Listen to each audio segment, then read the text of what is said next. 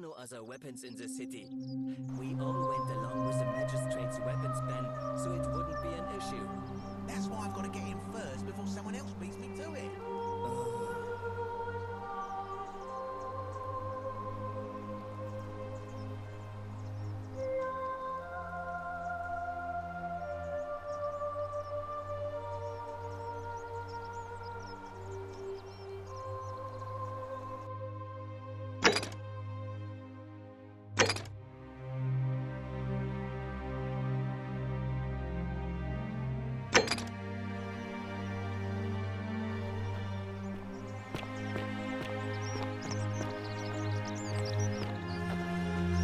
How'd you do?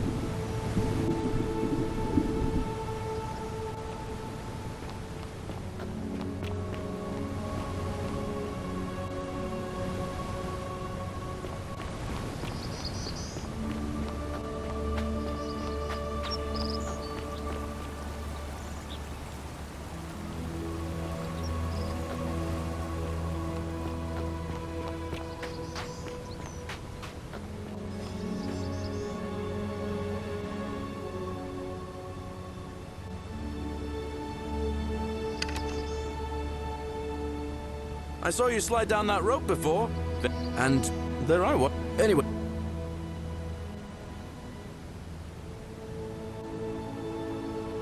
Ah, fair enough.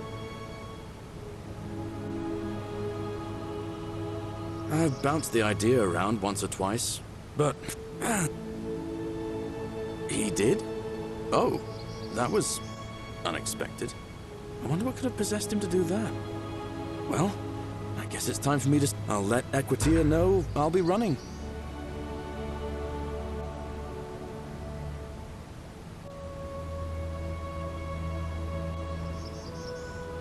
All right.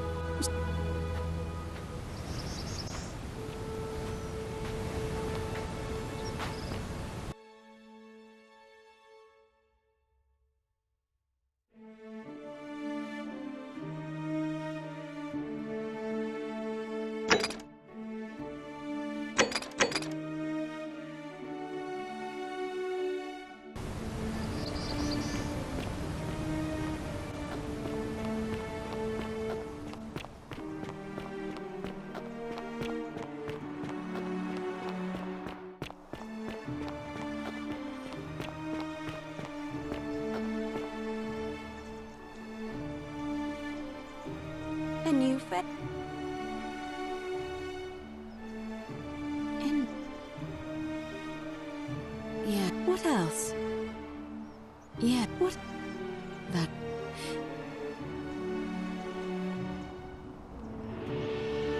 And did you happen to catch her name? I see. And... because I've... Keep an eye out for Scintilla, would you?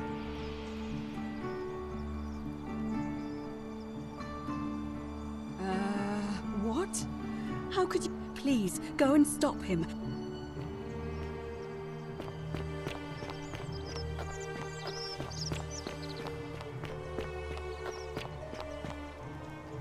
Help! You have...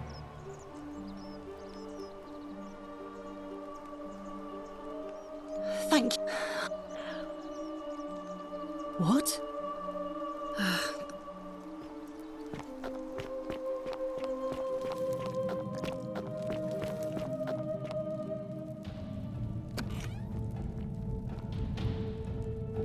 Stop right there.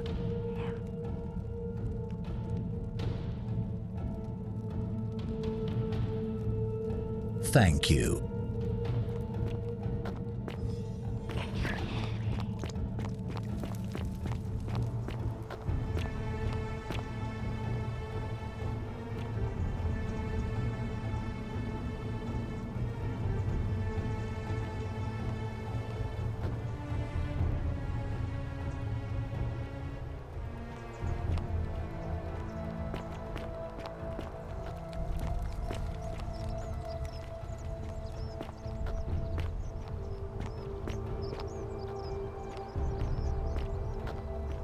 Filthy, lying degenerate!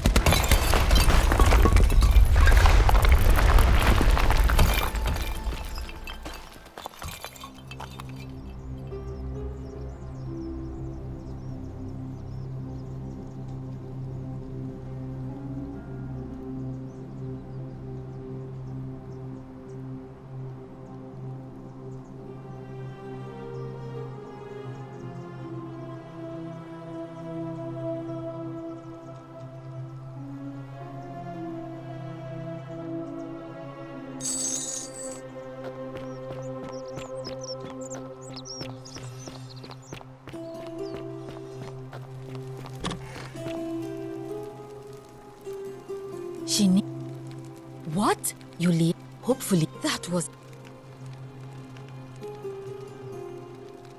A what? You and in the... That...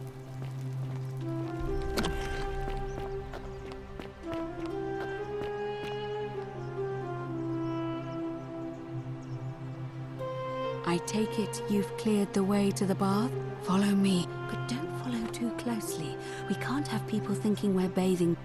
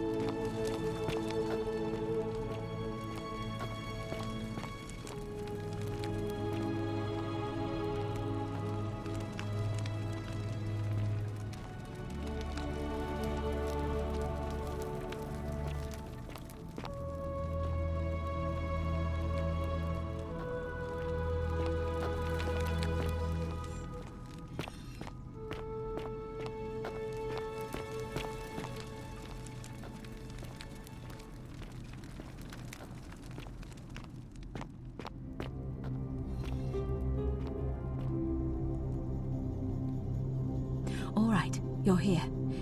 You were asking how I knew the young woman you met by the river was wearing a hood.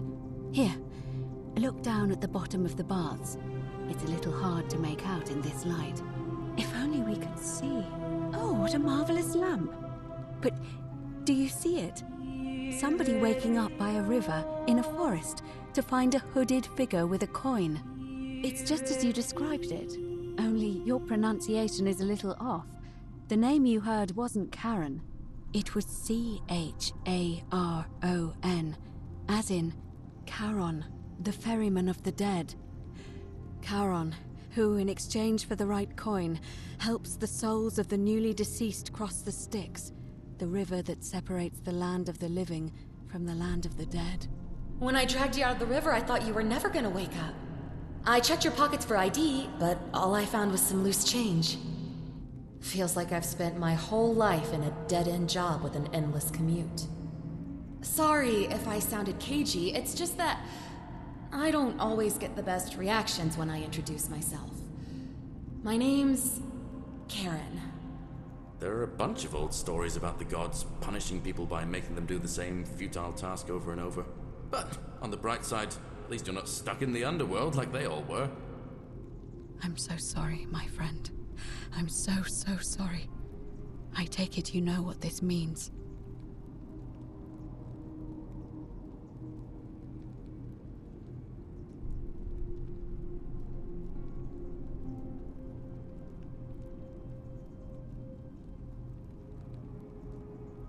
I'm afraid so.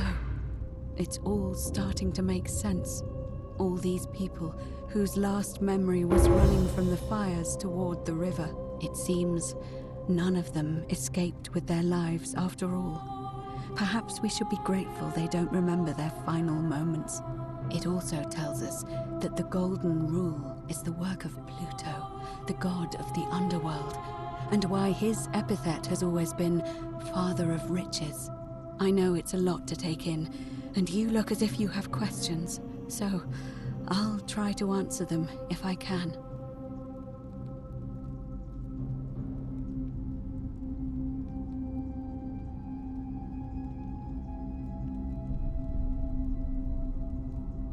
That was my first thought too. In the old stories, the underworld was where the souls of the deceased were taken. But it was also possible for the living to reach it without dying, if they were particularly fearless. So I'm afraid I don't know.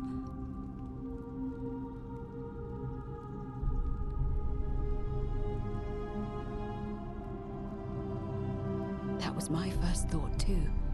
In the old stories, the underworld was where the souls of the deceased were taken. But it was also possible for the living to reach it without dying, if they were particularly fearless. Oh, I'm sorry. I keep forgetting you're not from here. If you were Roman, or even Greek, you would know these stories. Each of them is slightly different, whether the storyteller was Plato, Homer, Virgil, or Ovid. But they always involved the souls of the dead meeting a grim ferryman named Charon on the bank of a river. It was said that he'd help the new arrival cross only if they could pay him with a coin, an obol. That's why it was once our custom to bury our loved ones with a coin in their mouths. Charon's obol, we called it. Of course, an obol was a kind of Greek coin, because we inherited this knowledge from the Greeks.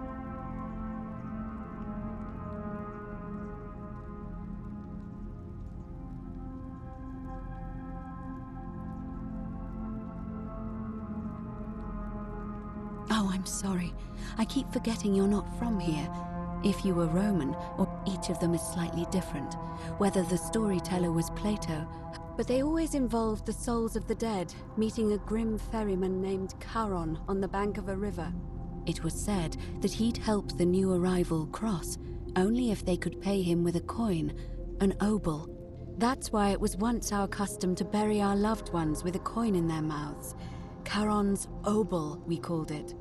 Of course, an obol was a kind of Greek coin, because we inherited this knowledge from the Greeks.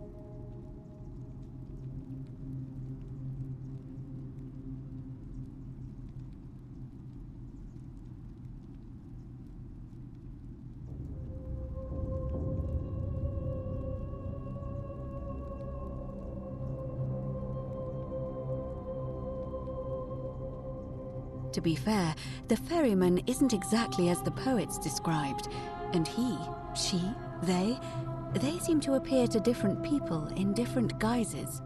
You say you saw a young woman named Karen with a hood, and I once heard Kabash mention a stranger in a ram headdress named Kerti, and Rufius described meeting a stranger named Kumut Tabal wearing an eagle headdress.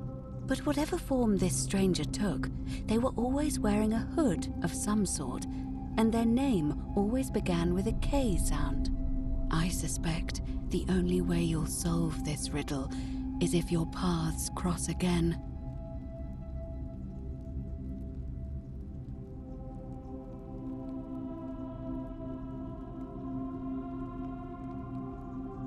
Good question. Let's see.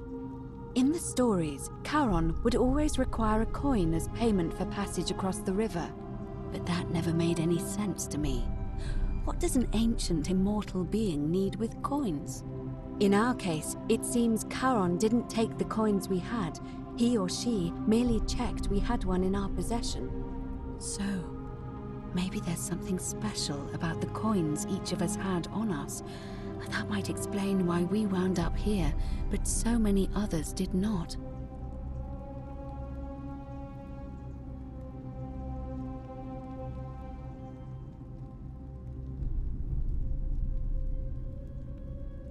No. I mean, I had my suspicions, especially after Livia's ramblings, but I would never have...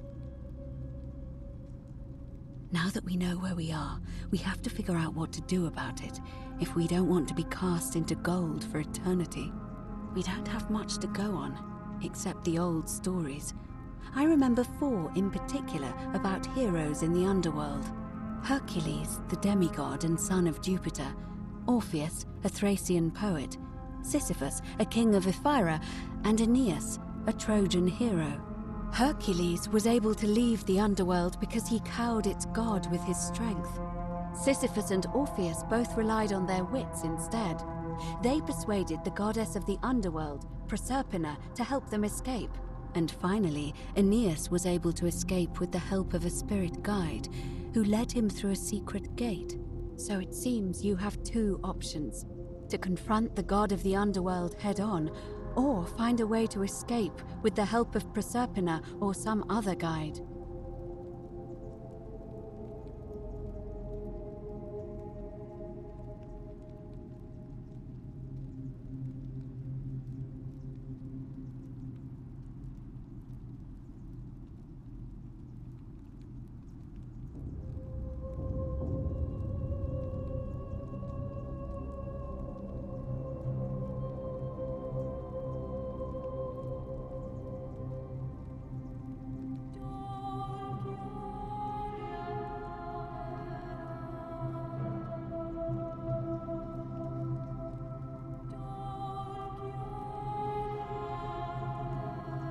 It's a reasonable question, but the problem is, this place is fairly well designed to keep us here. There's no way to climb up the shaft. And even if you could build a ladder big enough, just trying it would break the golden rule. We know that.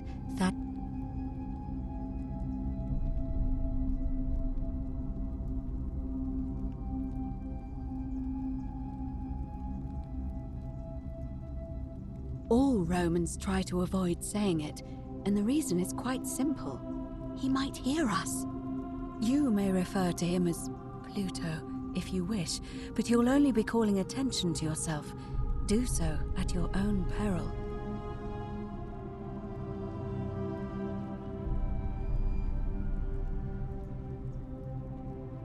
Shh! Is everyone so blunt where you're from? Oh! That option would be the boldest, but also the only way to learn the truth about the Golden Rule, and maybe even put an end to it. As I said, Hercules managed to overpower the god of the underworld, but he was a demigod. Forgive my candor, but you are no Hercules.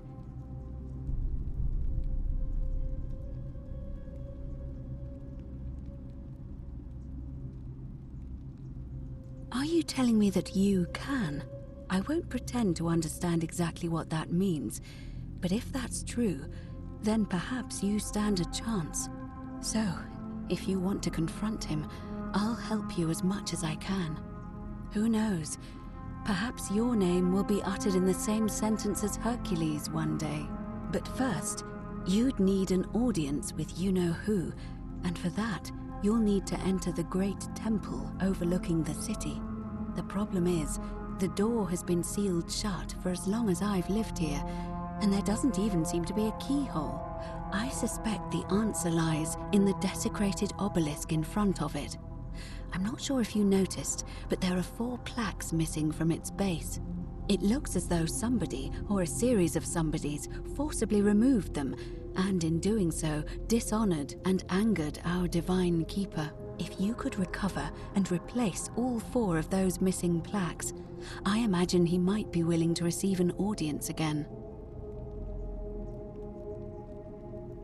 It's the towering stone monument with 4 sides and a pyramid-shaped head that stands before the great temple, a dedication to the god of this place. You'll find them all over Rome, but of course they were looted from Egypt many years ago. It seems one of them made its way here too, although how is a mystery. However, this one is unusual in that each of the 4 sides is decorated in a different style: Roman, Greek, Egyptian, and another I don't recognize. That means you'll need to recover 4 different plaques: Roman, Greek, Egyptian, and a 4th, a mystery plaque.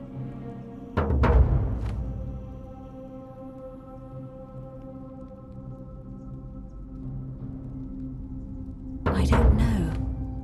But perhaps you should begin your search with the local Greek fellow, Georgius. His store is in the Forum.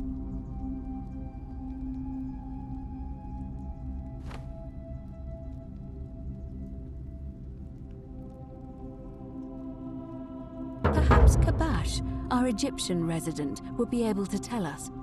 Unfortunately, he disappeared weeks ago. But I did hear Aurelia is peddling rumors about him at the tavern, so perhaps you could talk to her, or just take a look in his room.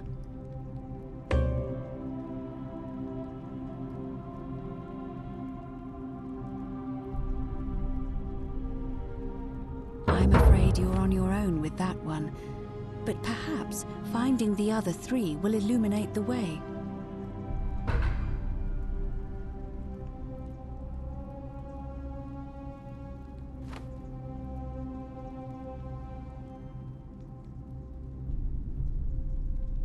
As I mentioned, both Orpheus and Sisyphus were said to have persuaded Proserpina to help them escape, and Aeneas was guided to the exit. The problem is, those are the stories of a poet, a self-aggrandizing king, and a brawler about their own heroic deeds, so they should be taken with a grain of salt. First, Proserpina. What we do know about her is, well, it's a grim tale. It's said the god of the underworld abducted and dragged her here against her will, forcing her into marriage.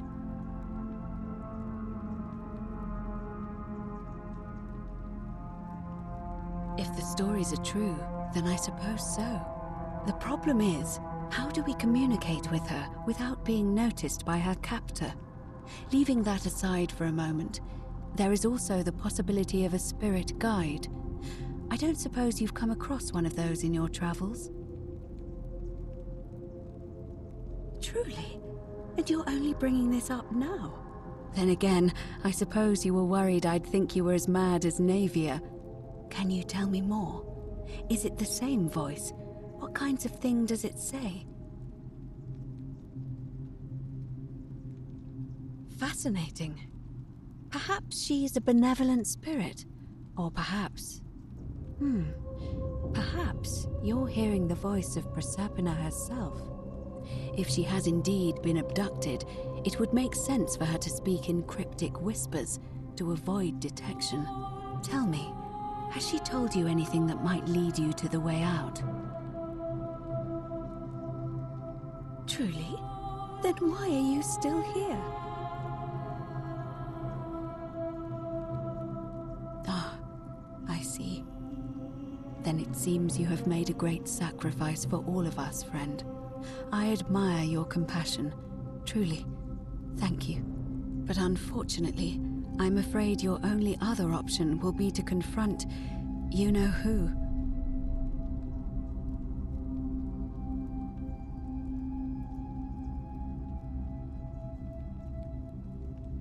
All right. I would suggest not discussing this with anyone. The best we can do for them is to let them remain oblivious for as long as possible. As for Livia, it seems she's been shouldering the weight of this terrible secret all this time. Perhaps it would comfort her to know she's not alone.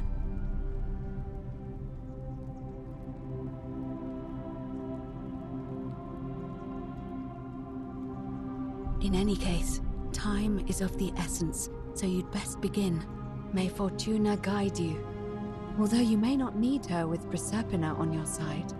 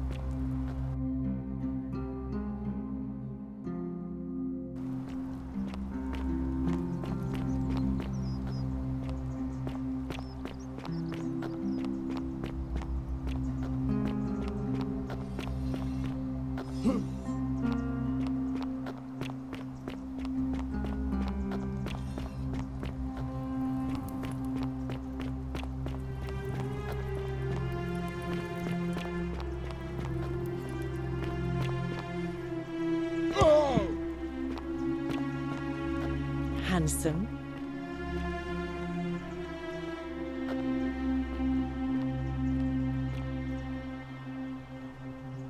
Oh, you're here. I hope I'm not being too There's a light in your... Oh, I see. You prefer the company of men. Maybe you should go and make... I take back what I said. Let's just forget that ever happened, so we can at least... Not for a few weeks now. Last time I saw him, he was sitting at a table with Georgius, whispering about some job. I remember because they kept looking over their shoulders as if they didn't want anyone else to know. So the one word I kept hearing was vanishing, and then the next day...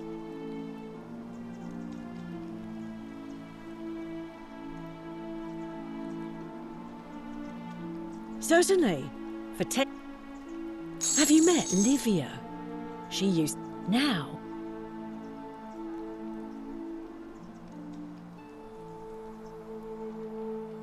I hear that if Malleolus is elected, he's gonna throw a small festival to celebrate with it. There used to be a midwife here, Naevia, but this place drove her mad as a Maenad. Said she could hear the statues whispering to her. Fortunately for us, she locked herself in the palace. Scintilla, the magistrate's youngest daughter, went missing a few weeks ago, right out from under Daddy's nose. How can we trust him to govern a city if he can't even... I heard Dacius has been offering a lot of money for a bow. Of course, Sentius banned all weapons in the city. Have you seen the way Rufius walks around staring at all the statues? He says he's afraid they're going to spring to life. But then, why does he have a collection of... I hear Galerius has a thing for Equitia, but of course she's a Vestal priestess. If she... Why do silly boys always want what they can't? I hear there are blasphemous cultists walking among us. You know, the ones that lit the fires last year? Some even say they have a secret. I've already told you everything I know, I'm afraid. All right, see ya.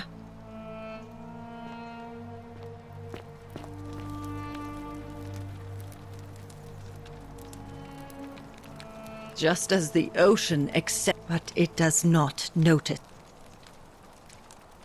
Say it. Speak its name. Then it is true. I thought I saw it, but when the rest of them could not, I kept thinking I must have gone insane. I had to tell myself it was true over and over again, until I wasn't sure if I was deceiving myself. I must apologize if my words seem cryptic. I'd found comfort in reciting the Metamorphoses. He gives such an uncanny description of this place. I cannot help but wonder if he himself came here. Would you like to hear it?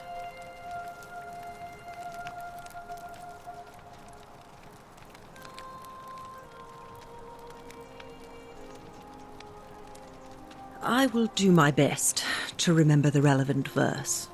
There is a downward path, gloomy with fatal yew trees. It leads through dumb silence to the infernal regions. The sluggish Styx exhales vapor, and by that way, the shadows of the newly dead descend, entombed with full rites, and the ghosts of those, at last, given proper burial.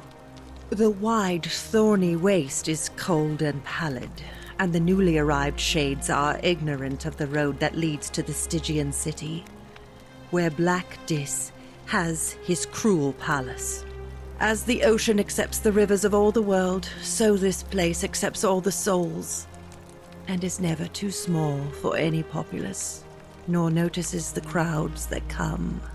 There the bloodless shadows wander without flesh or bone. Some crowd the forum, some the house of the ruler of the depths. Others follow their trades, imitating their previous lives. And still others incur punishment. I hope I have done it justice, and now we share a secret. It's as if you've lifted a great burden from my shoulders. Thank you, friend. I think I should rest.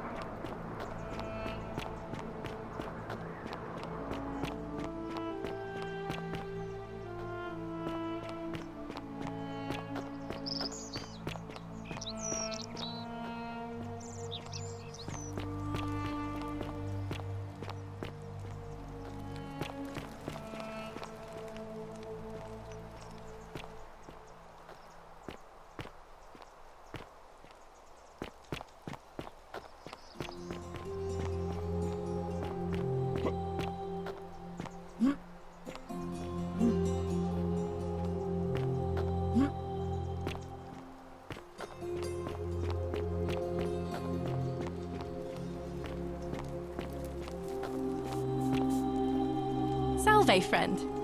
Welcome. Ah, another stoic, perhaps. We've all been where you are now. I used to lay awake at night, contemplating the big questions. Why am I here? Is there a way out? I still don't have any of the answers, I'm afraid. I don't think anybody does.